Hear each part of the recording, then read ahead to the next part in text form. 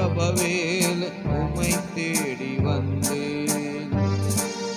தேவா பதில் தாருமே. நன்றி இயேசுவே.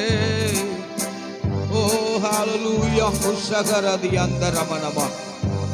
பரிசுத்த ஆவியானவர், ஓ எங்கள் ஜபத்தை கேட்கிறவரே, ஓ ரபாலி அந்தரபோ சம்பரதி அங்கரபலபா. இந்த ஜப வேளையை நீர் ஆசீர்வதியும். இந்த ஜப வேளை உம்மை தேடி வந்தேன்.